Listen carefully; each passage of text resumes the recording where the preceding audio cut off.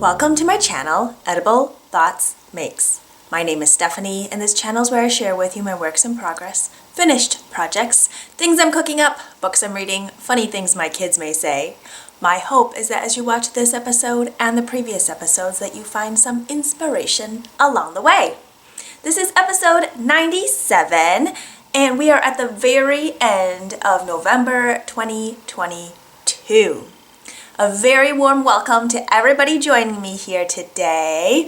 It is a very snowy day here, and we are projected to get anywhere from like 4 to 8 inches of snow, depending on, well, where you are in the midst of this winter watch.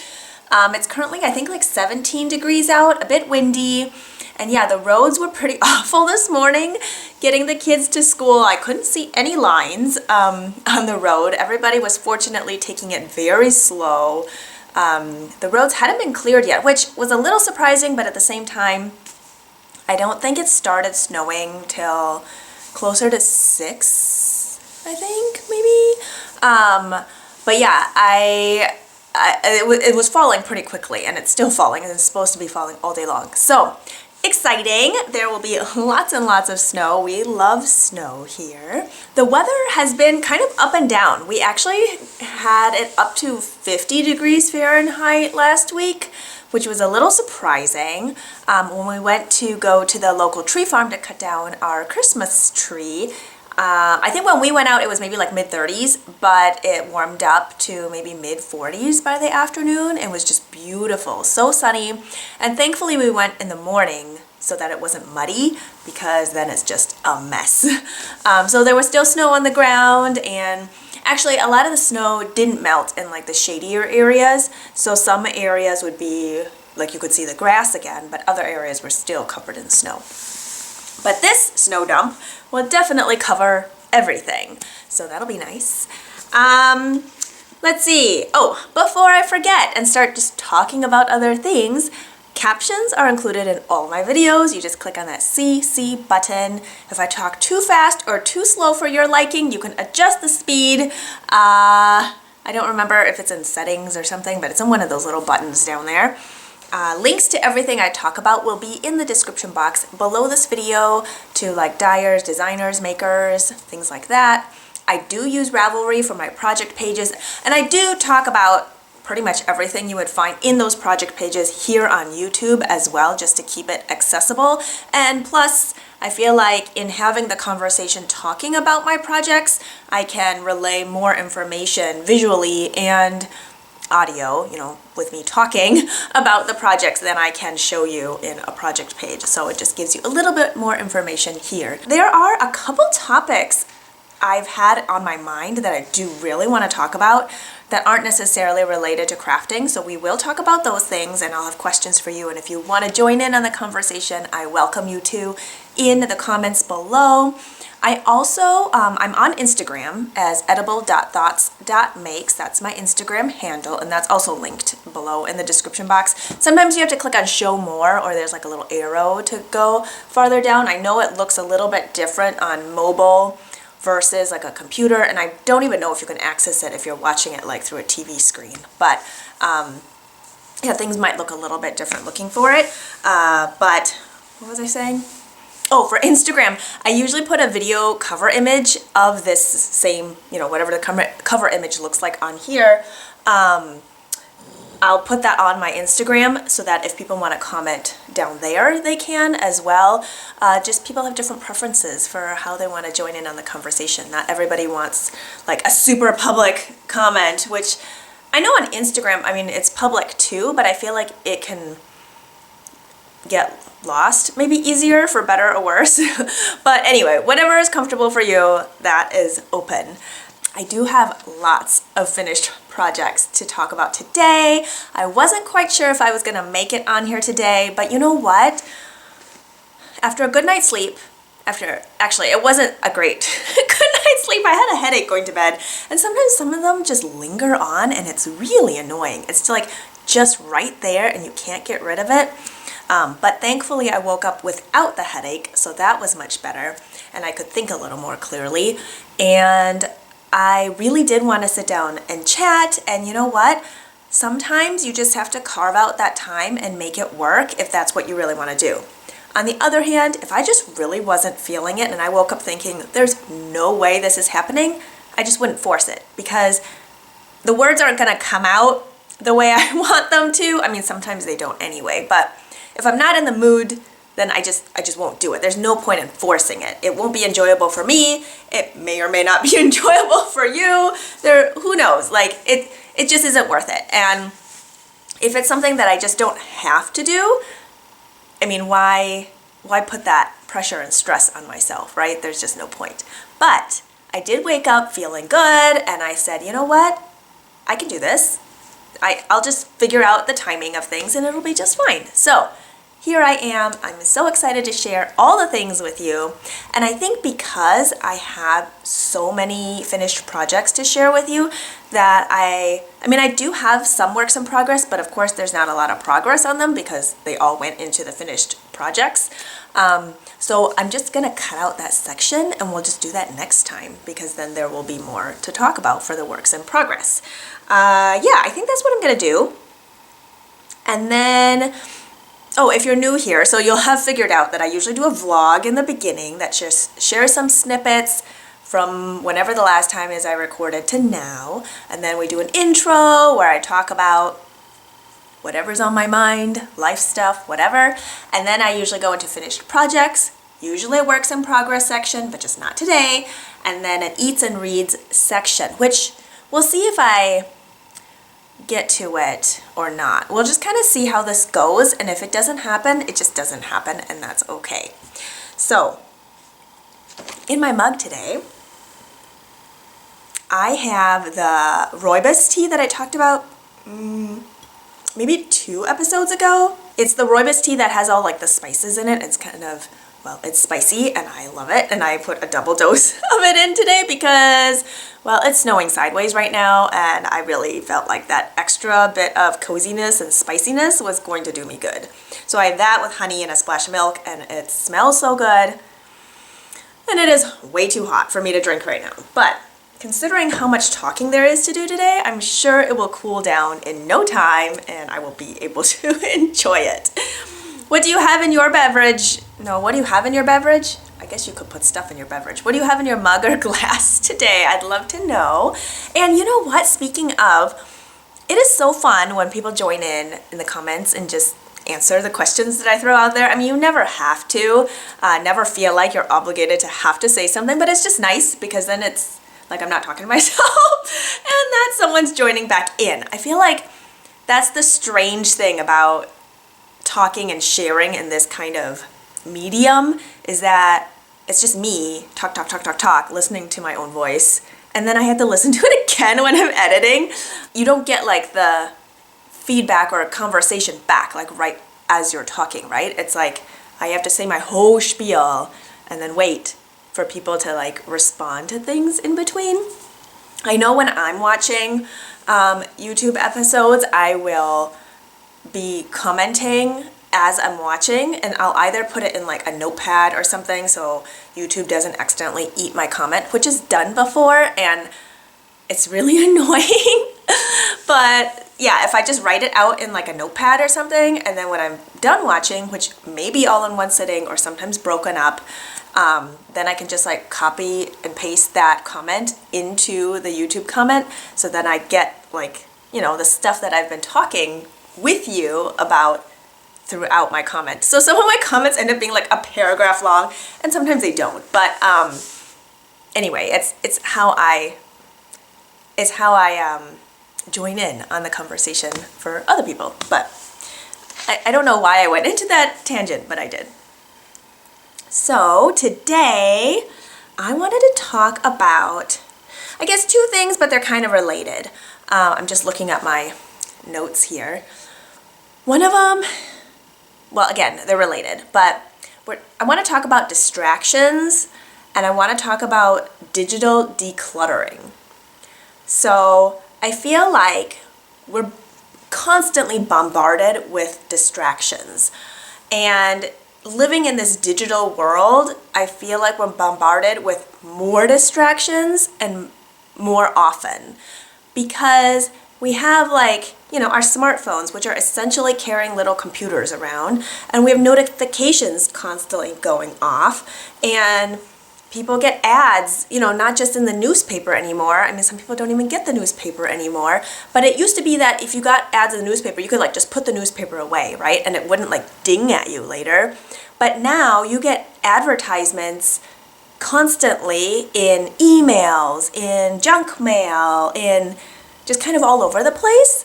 And that's distracting, right? And what I mean by digital decluttering is like unsubscribing to things that you don't need or don't want. So, you know, at the end of emails, usually on the bottom, there's a link to unsubscribe, right? And so if you are getting emails that you're just constantly deleting or putting in junk mail, maybe consider unsubscribing from them. Then you'll have less emails, and you'll have, you know, you'll declutter some of your inbox, and maybe those things are tempting you to buy things that you don't want or don't need. Then that can, you know, save you the headache of that. So yeah, every once in a while I go through some of that decluttering, and like, I don't know about you, but you know, there's like bookmarks, right, that you can put in on your browsers, and I don't know how often some of those bookmarked items get clicked on again. I mean, I have my main ones that I always have, but there are some I'm sure that I just really don't use anymore, and it clutters, right? So just going through that and cleaning that up every once in a while. Maybe you have social media accounts that you feel like you're not seeing the things that you want to see, or that you're seeing things that you don't want to see. Well, going through that and cleaning it out every once in a while can be really helpful. Maybe it's adding certain accounts, but also removing certain accounts. And, you know, people's tastes and things change over time. So it's nothing that you necessarily, I feel like, need to feel bad about. It's just, you know, being a human being and evolving and learning and growing and changing, and it happens. I mean, we're not stagnant people. We're constantly changing, and that's okay, right? So that's what I mean by digital decluttering, just kind of cleaning stuff up a little. And that leads me to my next kind of part of distractions, is being present and being aware of those distractions to figure out which ones you want and which ones you might not, or things that you want to lessen. And I don't think all distractions necessarily have to be categorized into good or bad. It's just whether or not you want that there at the time, and whether it bothers you or it doesn't, or I don't know. I just think like distraction can be big or small or lingering, or sometimes you don't have a choice for some of those distractions, like they have to be there, but it's how we deal with it maybe that's different. Some people might have different health issues that are big distractions, and they're working through them or have to live with them or trying to figure out what decisions they have to make about them. And so some things may not feel like they're in our control, but I do feel like some things that are in our control, or things that we can change or adapt, that's a mindset to try to figure out how it's going to work best for us.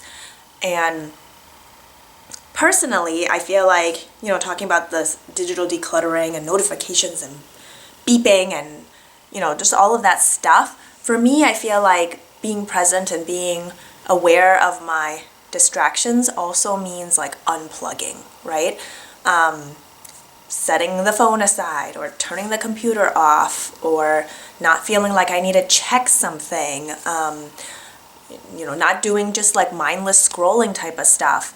I don't keep my phone on me at night, and so like when I go to bed, there's no phone. I don't want to be stuck to a screen. I don't want to be checking things I don't need to be checking, or buying things I don't need to be buying, and I just don't want that screen. And so that's personally what works for me, and I've been doing that for a while now. But just finding what your distractions are and figuring out how you want to do something about it. That is also why I am not doing Vlogmas. So if you're aware, Vlogmas is usually a time when, not usually, but Vlogmas is a time when people will like record daily snippets of what's going on for them in December. And the Vlogmas, the wordplay is up to Christmas, but people can do whatever they want in December. I did do it one year in 2020, I believe, and the way I did it was I did it weekly. So I still did record maybe a little bit here and there throughout, but then I compiled it to upload weekly. So if you're curious to see how I did that, you can go check that out. Maybe I'll put a link to the playlist here on the screen if I remember. Otherwise, it should be in my playlist section, or just like search for Vlogmas 2020.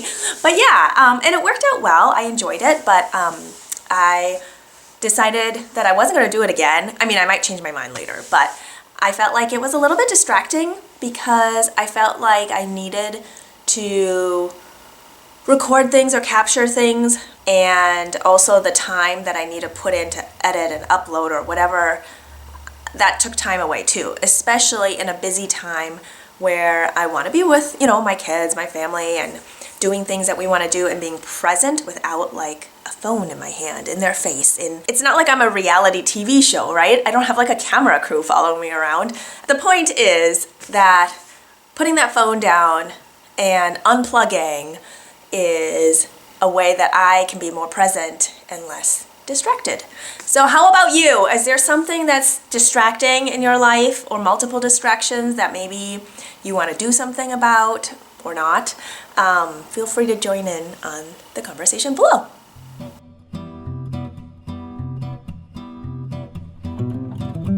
Let's go on to finished projects. And the first one I'm going to share with you is the one that I'm wearing. But actually, before I start with that, can I show you the earrings that I'm wearing? These are made by Reshma of Hello Lavender Design, and they're polymer clay earrings. And they've got this beautiful floral stamp on them. And you may be able to tell I'm really into this jammy plummy color. I always have been. And I love dangly earrings. I used to wear dangly earrings all the time in my teens and my 20s. And then I had children, and with babies, I always was worried about poking them with the back of my earrings because you're carrying them, up on your shoulder, not up on your shoulder, but like on your chest. And then as they got into toddlerhood, you know, they have grabby hands, and I wore my kids a lot, and they're right at that level where they can pull. So then I didn't wear earrings when they were toddlers either. And now that they're older, I can wear earrings again. So I still have the majority of my earring collection. I wore earrings a lot. But I just absolutely loved these by Reshma. They're super lightweight, they're polymer and polymer clay. And they're just beautiful, so I love them. And I did not purchase an advent calendar this year. So an advent calendar is like a countdown calendar, and a lot of indie yarn dyers will create these massive collections that they start advertising in like the spring so that they have time to dye everything over the summer, and then they usually mail them out November-ish to make sure people can get them by the time December 1st starts and people are starting to open them at that time. And this is in general. And there's usually a lot of mini skeins, and then there's like a full skein sometimes. Some people do these countdown calendars that are, what do you call it, stitch markers, or just all sorts of different things. And I had purchased one in 2020 and 2021, and this year I decided not to, but I did decide to buy myself some earrings. And yeah, I love them. So that goes into what I am wearing. I have on my finished DRK Everyday Sweater. This is a pattern by Andrea Mowry of Drea Renee Knits, and I knit mine in the Pearl Soho Good Wool, which is a sport weight yarn that is a new to me yarn that I just love. Big thank you to Pearl Soho for generously providing this yarn for me, and I got to try this new to me yarn and I just love it. It is 100% non-super wash Andean Highland wool, and it's all heathered.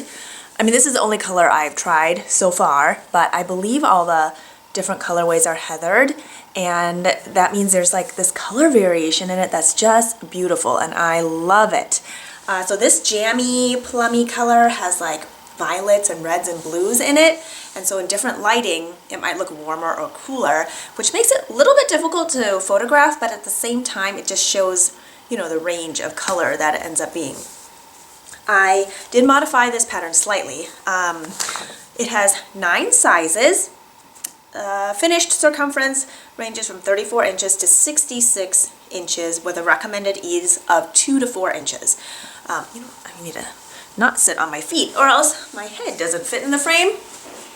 Okay, that's better. So the gauge for this is 21 stitches by 32 rows in 4 inches of stockinette in the round. Now, when I did my swatch, my gauge was a little bit tighter, and I liked my fabric, which is using the needles called for. So the main fabric is a US 5 or 3.75 millimeter with ribbing needles of US 3, which is a 3.25 millimeter. And yeah, I liked my fabric, so I didn't want to change that. So then I just kind of looked at the math and figured out what my finished chest circumference would be based on my slightly tighter gauge, and it was actually perfect for what I wanted. So the smallest size is 34 inch, the second size is 38 inch, and I found for me a sweet spot is 36 inches.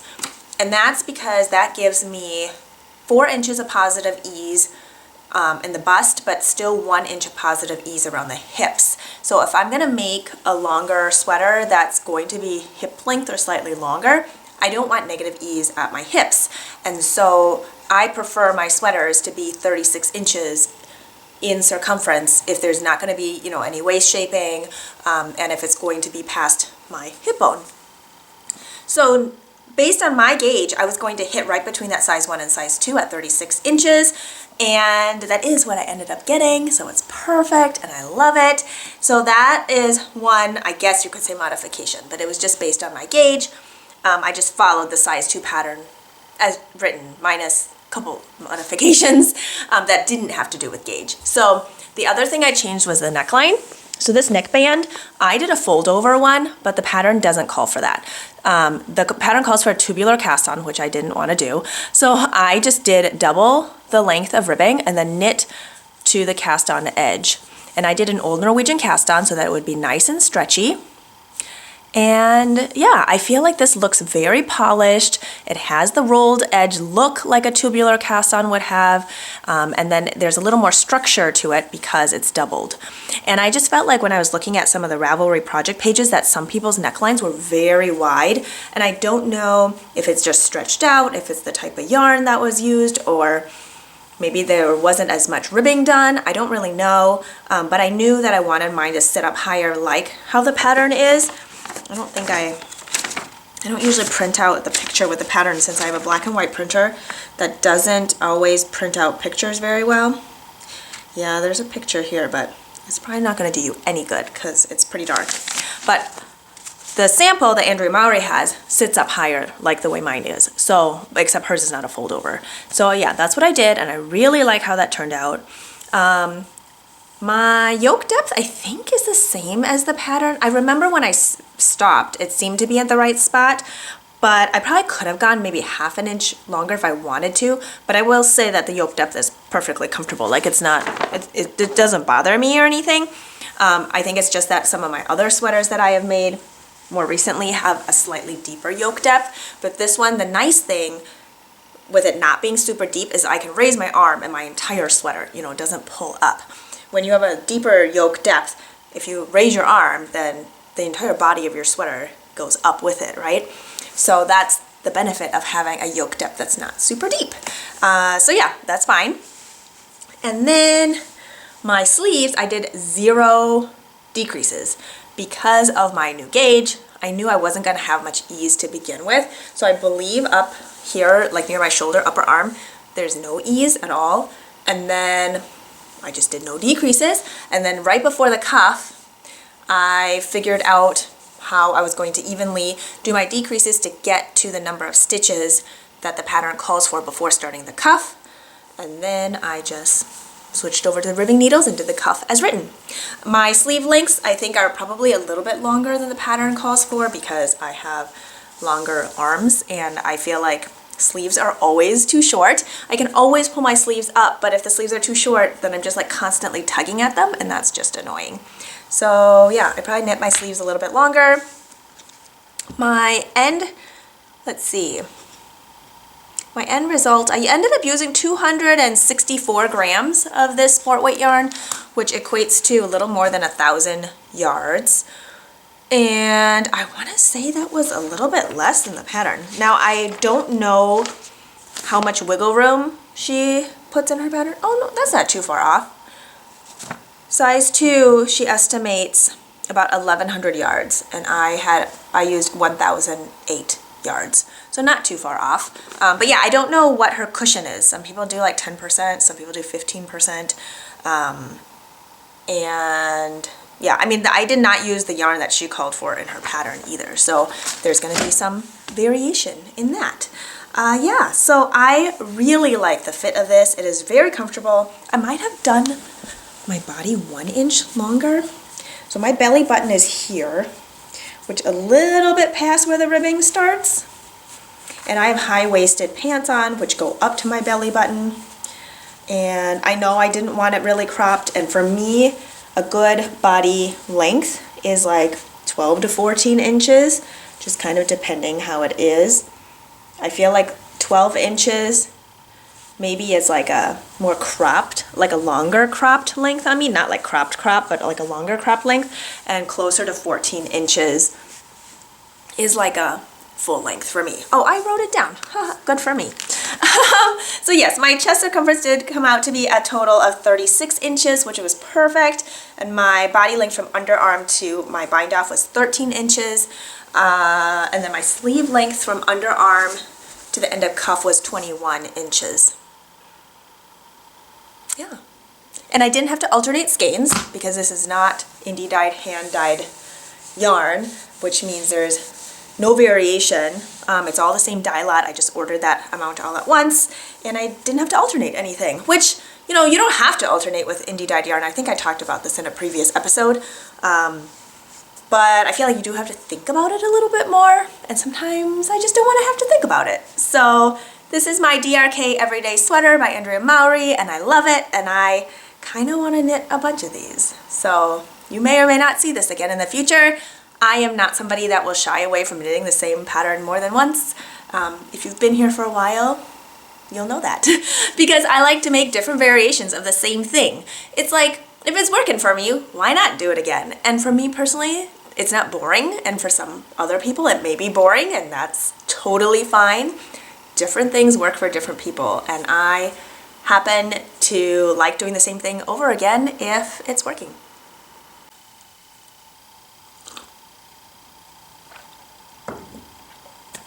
Okay, speaking of making the same things over and over again, I think the next finished projects are all things that you've seen in some variation before. This one is a crocheted lap-sized blanket. I don't know if the whole thing will fit in frame or not, but I will try. This one is for my nephew, whose favorite colors are currently light green and dark green. So I decided to crochet him a lap-sized reading blanket in all shades of green. So basically I pulled out any green yarn I had that was approximately 50 grams or less. Some might be a little more, some might be a little less. I just didn't even bother weighing them. I just pulled out all the yarn that was green and some that were like light gray from previous projects, and I used 510 grams of yarn total. I had fingering weight held double with itself, and then I had sport weight and DK weight in here as well. So I would just crochet until I ran out of yarn, and then I would join to a new yarn using the magic knot method, and that you can Google, YouTube search for. It is pretty wonderful. I wouldn't use that method, let's say on a sweater, but when I'm holding yarns double and there's maybe, what would I call it, safety points involved where I don't have to worry about the entire blanket unraveling, I feel like it's a safe method for me to use. And I didn't even bother trimming the ends super short, which you can do, but it just makes me nervous to think that there's only like a millimeter of yarn holding it all together. So yeah, I just left those ends and I just kind of tucked them in. Let's see, for the fingering weight yarns holding that double, so if it was like a really small ball, I would weigh it and then just roll it into two same balls. So if it was like 20 gram mini, I would just do it into two 10 grams and then hold that double and go from there. And you could certainly marl if you wanted to. I did a little bit of marling here with like a seafoam green and gray. But otherwise I wanted kind of a more color blocked striping effect. And I just love how it turned out. I don't have the dimensions here. I think it's probably close to maybe 2.5 feet by 3 feet-ish. And I used all superwash yarns because I wanted it to be able to be well used, well loved. I didn't want my sister-in-law to have to worry about hand washing a blanket. So it can be thrown in the washing machine on gentle or a wool cycle. And then I already did that to give it a first try, a first wash. And I also put it in the dryer on the lowest setting. And I don't mind if the yarns felt a little because I want it to stick together, especially those little ends that I have tucked in. Kind of missed one here. I don't mind those ends fraying and becoming sticky together. I think that would be great in this case. And yeah, I wanted the stitches to kind of shrink up a little bit so that the little holes might not be as big, and it's nice and fluffy and squishy and oh so nice. I cannot wait to mail this off. I used a 4mm or a G hook for my cast on, or I don't know if you call it a cast on, a chain on. I used a 5mm or an H hook because sometimes it can be too tight. Which end did I do that on? I think I did that on this end. And then for the border, I just did 2 rounds of single crochet. And for that, I used the 4mm or G hook. I did not go up a hook size. Yeah, just for the initial chain, I used a larger hook, and that just keeps it from being too tight. And I started with 108 stitches for my starting chain. And yeah, I think that's all I have to say about that. Corners, I did, I think, like maybe 2 single crochets and then chain 2 or 1 and then 2 single crochets. I kind of just do whatever works for turning that corner. I think that's what I did. Anyway, it is a blanket to be loved on, and I made his sister, my niece, one in shades of blue and teal because those are her current favorite colors. And yeah, I am very excited to mail these off for them for Christmas. Okay, the next 2 finished projects are Musselburgh hats by Isolde Teague. One of them I can't show you, so I'll pop a picture here on the screen. It is the one that I made for our 9-year-old. She's been wearing it nonstop every day. I was thinking about saving it for Christmas, but honestly, I need her to wear it. It's freezing out and she needed a new hat, so she's wearing it every single day. And when I first gave it to her, she wore it to sleep at night too. It is so soft. So yeah, hopefully there'll be a picture here on the screen. And I knit hers out of Knit Picks Felici self-striping yarn in the colorway Punky.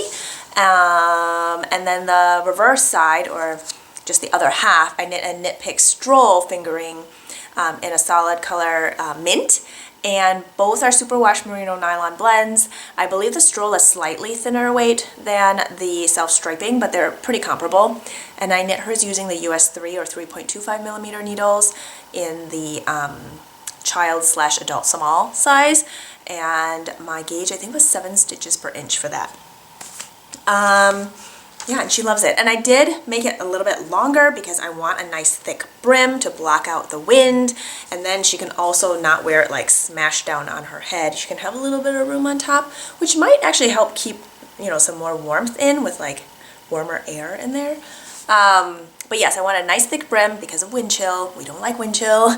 And that keeps her ears nice and warm. And, you know, so it's a fingering weight hat, right? Well, I mean, you can knit it in whatever you want, but I knit it in fingering weight. And then with it tucked in on itself, it's double layered, so it's almost like DK weight, right? And then if you have it folded up, then it's almost like bulky weight, right?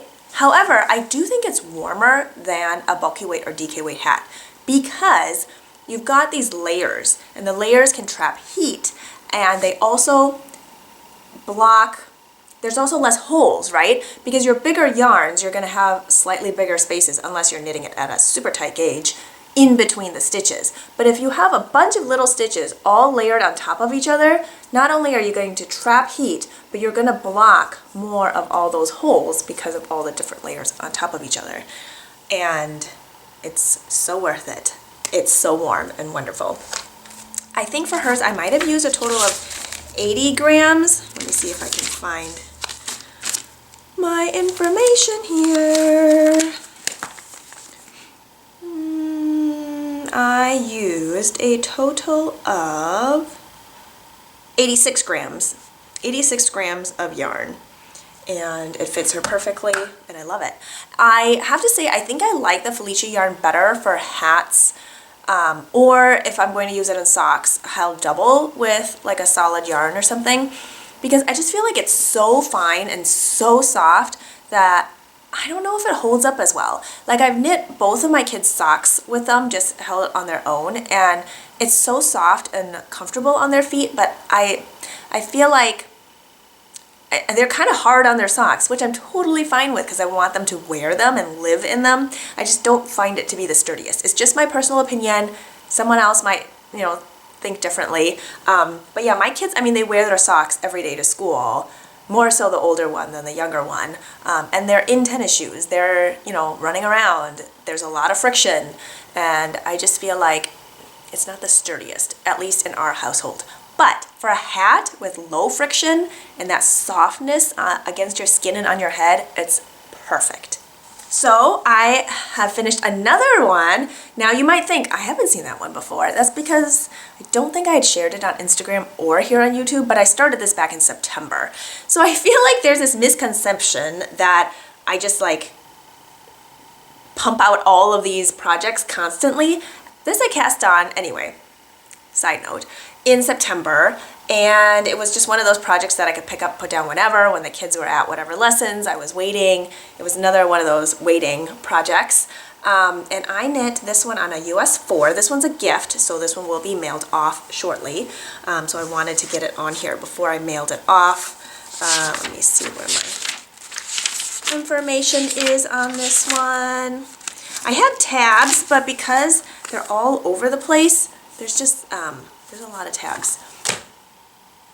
This one also came out to be 7 stitches per inch. I knit the adult medium for this one using US 4 or 3.5 millimeter needles. And this blue color is dyed by Colleen of Little Lionhead Knits.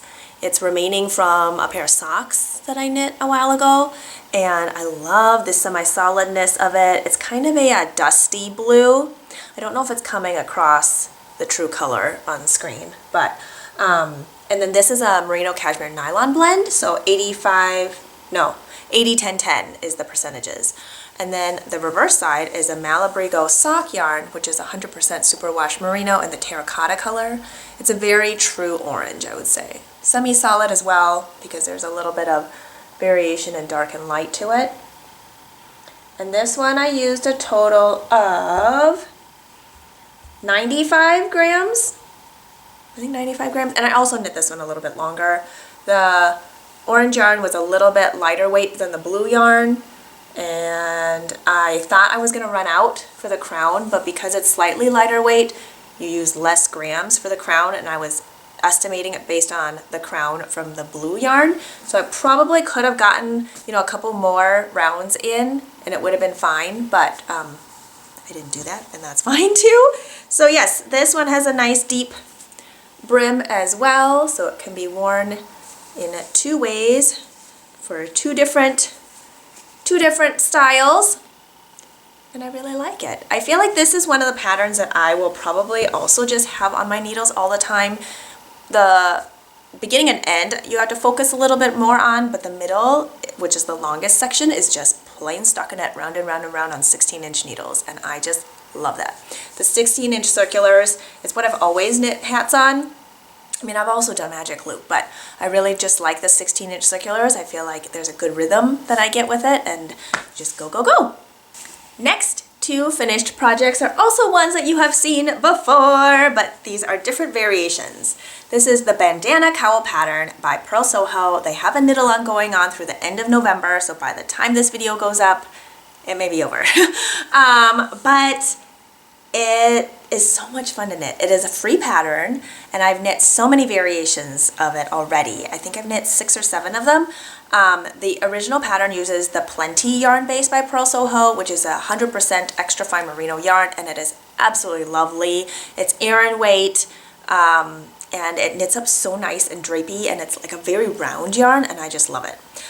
I also wanted to give it a try in other variations, and plus the Plenty yarn base is not superwash, so if I'm going to be making a cowl for a child, which is what I've made a lot of them for, I'm going to use superwash, because if a kid is wearing this cowl and they get like hot chocolate on it, I am not going to want the parent to have to feel stressed out about hand washing it, even though for me it would be super easy, but it's because I hand wash things a lot. But if it's superwash, they can throw it in the washing machine on cold, gentle, delicate wool cycle, whatever, and then lay it flat to dry and not worry about it. And so this one, I held fingering weight triple. I hope it's not getting too washed out here. I had to turn on the light because it's really dark outside. But I love how this turned out. There's a subtle fade. And this one I also just knit until things ran out. So I have 1 strand of this fuchsia pinky purple color running throughout, and then the other 2 fingering weight yarns I would just knit until they ran out, and whenever it ran out I would join with a magic knot and just keep going. So I have a lighter kind of a sparkly gold down here near the bottom part of the bandana cowl, and then it fades upwards, and then by the time I get to the top, there's 2 strands of like a more bluey purple yarn held with that pink, and so that's why it gets darker to the top. And for kids, what I end up doing is since the pattern comes in 1 size, I can change the gauge, I can change my needle size to make it smaller. So I believe I used a US 9 instead of a US 10 needle, which is a 5.5 millimeter instead of a 10, oh no, not 10 millimeter, 5.5 millimeter instead of a 6 millimeter needle. My bind off, I did use a US 15 just to make sure it wasn't too tight so that it could still get it over the head easily. And then I've been following the German short row part of the tutorial, of the pattern. It gives you instructions for wrap and turns or German short rows, and I've done it both ways. There's no difference at all that I can tell looking at it. I just do German short rows more often, and so it just comes more naturally to me.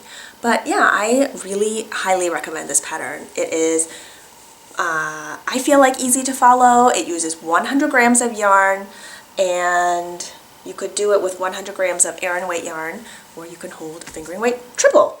And I want to say I used maybe 80 grams total in this. Can't remember exactly, but I think so. And it looks really good over a black t-shirt, which is what I tried it on for a photo. But yeah, this is going to get mailed off, and I love it. Next one, I decided to try using linen quill worsted, which is a yarn by Purl Soho. I feel like it's closer to Aran weight, but not as thick as the Plenty base. And I did go down to the US 9 instead of a US 10. And I really like the fabric it came out with. I still ended up with 4 stitches per inch, which is the gauge in the original pattern. And it's very drapey, as this yarn is. It's the linen quill worsted. And I had knit 2 sweaters with this yarn, and this was the remaining yarn. I used every last bit of this fresh pickle color. I literally had like 2 inches left to weave in. This cream is pale oats, the pale pink is peony pink, and this fluorescent pinky orange color is bright flamingo. And this striping color blocking thing I did is not in the pattern, I just did whatever. But I used up all of the peony pink as well. And this one, I didn't bind off with a US 15 like I take off my glasses to put it on.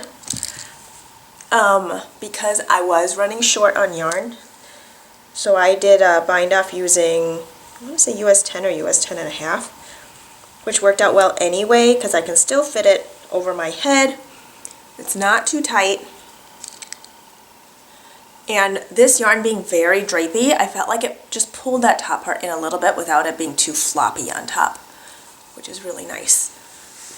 So I just love how it's easy to wear. It's very drapey. It's easy to go under a coat or over like a jean jacket. You can easily wear it over a sweater. Oh, it's just so nice. And I like how the back isn't so shallow. I don't know if that's the right word. There's good height to it, but it still sits well. So you don't end up with this like bunchiness, but it's not like flipping over, so you're not constantly adjusting it. But this one is also getting mailed out to a dear friend, and this one is non-superwash and is not going to a child. And yes, adults can be very messy too, but yeah, this is going to a dear friend of mine. I used a total of 80 grams of yarn for this one. Give it a try. Last finished project. A pair of socks! Dun, dun, dun, dun. Oh, aren't they beautiful? They go well with my sweater. So these socks are the Falling in Love socks. It's just named after the colorway. It was a collaboration between Michelle of Woolens and Nosh and Denise of Earth Tones Girl. And I love how they turned out. They are absolutely beautiful. So there's this contrast color that's kind of a maroon brown, a dark maroon brown. And then there's this light, kind of a pale dusty pink, cranberry red, the same brown again, a terracotta orangey color, a gold, and then this raw sienna color. And I love how they turned out. So initially I was knitting them for myself, but my 9-year-old loved them so much that I decided to make them for her. And I started it as part of the Falling Leaves sock knit along hosted by Denise, and that ended in middle of November, November 15th. And there's no hurry or rush, but I did want to finish these by the end of November because I have December socks that I want to knit. And yeah, I love how they turned out. I did my ribbing here just for 4 of the color stripes, and then at each color change I would knit 1 round and not do the purling, and that prevents I didn't do this for the first one, so you'll see maybe where the color blip comes through on the pearls. And it does not affect the wear of the sock at all. It's purely cosmetic. But yeah, so you'll see the pearl come through of another color. But then it's not there for the other ones because I did that knit round. And then I did 5 color stripes for the leg, did a shadow wrap heel for the heel, and I followed Denise's tutorial for that. And you don't cut the main color. Yeah, it's a pretty clever way to do it. I'll link to that as well. And then for the feet, I did, I think 52 rounds or something like that before knitting in a toe. And my daughter, she wears like a youth 2 or youth 3 shoes, and I believe her foot length is getting close to 8 inches. I haven't measured it recently, but I think these should fit just fine with a little bit of wiggle room. She's always worried. She doesn't want me to make socks that fit exactly because then she's worried she's going to grow out of them too fast, which is true. These should have no ease, no negative ease. They are 7 inches, and I believe her foot circumference is still 7 inches.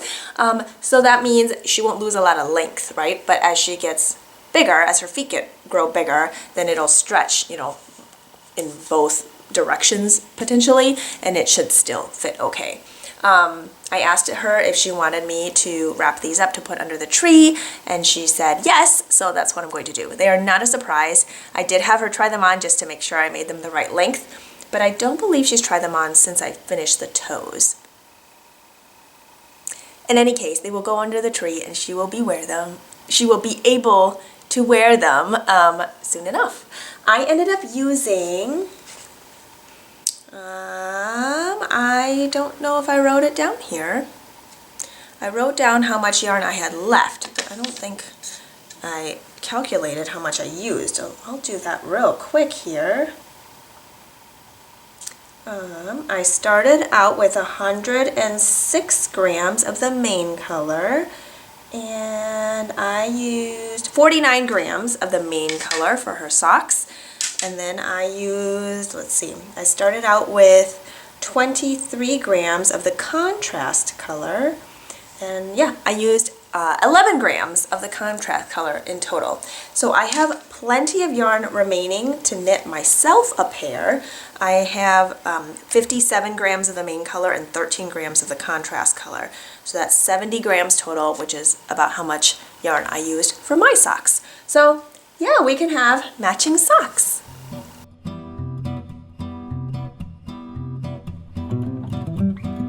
So we have made it through my giant pile of projects.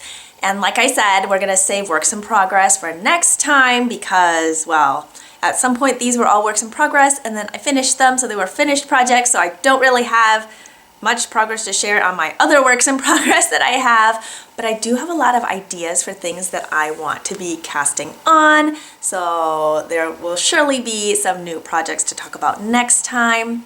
I'm guessing I'll be back here in about 2 weeks. We'll just kind of see how things go, but it will be a busy 2 weeks. I have been reading a little bit. I am reading a book called Briefly a Delicious Life, and that will hopefully be here on the screen for you to look at the cover. It is a book by Nell, and it is I would say it's a little bit different than what I would typically read. It is a little bit darker. It is a ghost story, and it is delightful and playful, but also really sad and kind of dark. Well, darker than what I typically would be reading. I picked it up from the library. It was recommended by Tommy of Moonstone Makes here on YouTube, and on Instagram she's Dynamite Trujillo. And there's magic realism in it. It's this 14-year-old girl who died in the 1400s, and then now we fast forward into the 1800s. And, you know, I never know how to do these summaries without just telling you things, so maybe I'll just stop there. Maybe I won't tell you anymore. But there's yeah, maybe I won't say anymore. I never know what to do. I have not finished the book yet because I've been so tired at night that I haven't always been picking it up to read, but it isn't very thick. It's not a very thick book. I don't know, I have it pulled up here. It says it's 304 pages. Well, anyway, I do enjoy it. I will say the writing style, it's fun and it pulls you in, and there's great descriptors of scenery, and it's very, it appeals to all your senses when a scene is set up in there. I will say that there's something about it that doesn't grab me the same way as some of my favorite authors like Louise Erdrich and Isabel Allende and Amy Tan. Those are three of my top authors that I like to read from, and maybe it's that the genre is a little bit different, or I don't know if it's the writing style that's a little bit different, or that it's just a little bit darker, but it does tell the story from like different people's, it's not from different people's perspective because it's all told from the ghost's perspective, but telling the story, telling different parts of the story in different chapters. Yeah, maybe that's the best way to describe it. But yeah, I don't know. I don't feel as pulled in and invested maybe in the characters as I do in some of the stories that I read from the other authors that I had just mentioned. So that being said, it is still a good book and I still do plan on finishing it. It's just not one that I'm feeling like I need to read all next 100 pages before I go to bed, if that makes any sense. But yeah, maybe it's because it's darker and I'm in the mood for something lighter. I don't know. I still like it. It's still a good read. And yeah, that's kind of where I am with that. And I'll probably have it done by the time we sit down next because I have to return it to the library. So I don't know that I'll come back and like tell you more about it unless I have some like big revelation or some change or something to add to what I have to say about it. But yeah, briefly, A Delicious Life. If you are a musician, a pianist, especially, you might find it really intriguing. Chopin is in this story. And yeah, so being a pianist, I do find it very interesting from that perspective. And there's different pieces mentioned in there. And that's something I really want to do is get out my piano books and look through the pieces that are mentioned and kind of line it up with what they're talking about in different scenes, because I'm not very good at remembering like number whatever ballad or number whatever anything. I can recognize things by hearing them, but not by like the title or the number. But yeah, so I think I'm gonna do that next. I think that'll be really fun. So I think that is everything to talk about. I can't remember all the things that I might have baked or cooked in the last couple of weeks, but I would have shared a little bit of that earlier in the vlog. Have you made anything yummy lately? I know my kids are requesting molasses cookies, so I need to get on that. Maybe I'll make them today or tomorrow. We'll see. A snowy day is great for cookies, but I also have a long to-do list to get through, and maybe I'll just write cookies into that to-do list because, well, that's something to do as well. So I hope you are doing well and staying warm if it is cold where you are. I hope you are taking some time for yourself. I mean, I feel like things can get really busy and things can just kind of feel like you have to just go through the motions and check things off. But I do feel like there's great benefit in just taking a minute, you know, and literally it could be a minute, it could be 5 minutes, it could just be closing your eyes for 10 seconds and just taking it in for a little bit, you know? Yeah, I hope you find time to do that because I do think it's really important, and I've talked about in previous episodes the importance of maintaining self-care every single day, no matter how little or big of a thing it is. I just feel like it's really important, and not even something you can necessarily always quantify, but just doing a little bit of something for you to be grounded, for you to kind of focus and recenter. I feel like that's really important, especially when things are busy, but all the time, because keeping that maintenance of self-care and maintaining that mindset to be able to deal with things as they come up is really important, and there's value in that. So Cheers to being creative. I hope you are doing well at taking good care of yourselves, your loved ones, your neighbors, and I will talk to you next time. Bye.